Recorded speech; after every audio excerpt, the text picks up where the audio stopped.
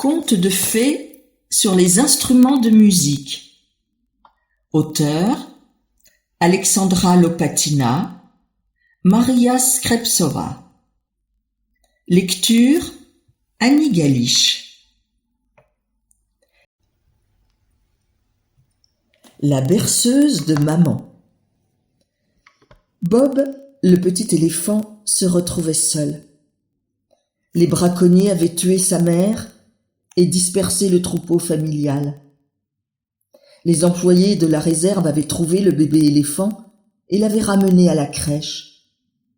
Mais l'éléphanteau était tombé malade à cause du choc qu'il avait subi. Il restait allongé sur le côté et n'ouvrait pas les yeux.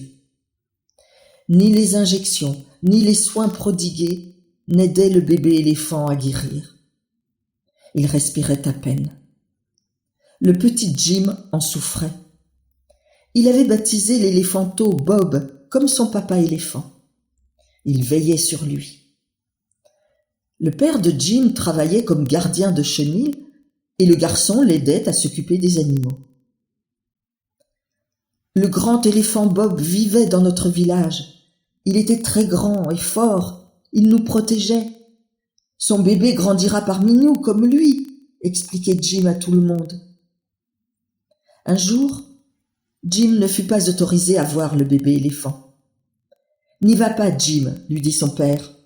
Le petit Bob est en train de mourir. »« Non, il n'a pas le droit de mourir, s'écria Jim. Il va grandir et il protégera notre village. Notre grand éléphant Bob a été vendu et il n'y a désormais personne d'autre pour nous protéger. »« On n'y peut rien, Jim. Les petits éléphants ne peuvent pas vivre sans leur mère. Et c'est la même chose pour les animaux, déclara le père. Mais Jim n'obéit pas et entra quand même dans l'enclos du bébé éléphant. Il caressa ses oreilles pendantes, son dos, massa ses côtes et essaya de lui faire avaler au moins une goutte de lait. « Ne meurs pas, Bob. Si tu veux, je serai ta mère. Je t'aimerai comme une mère. Je te nourrirai, je te bénirai. Et je te promènerai, dit le garçon. Mais le bébé éléphant ne réagissait pas à ces paroles. Jim se mit à pleurer. Puis soudain, il entonna la berceuse que sa mère lui chantait lorsqu'il était malade. Il avait grandi avec cette chanson. Jim chanta la berceuse 1 fois, 2 fois, 10 fois.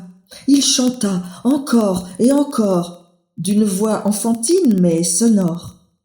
Soudain, le bébé éléphant soupira et ouvrit un œil. Cet œil était terne et rempli de larmes, mais il s'était ouvert.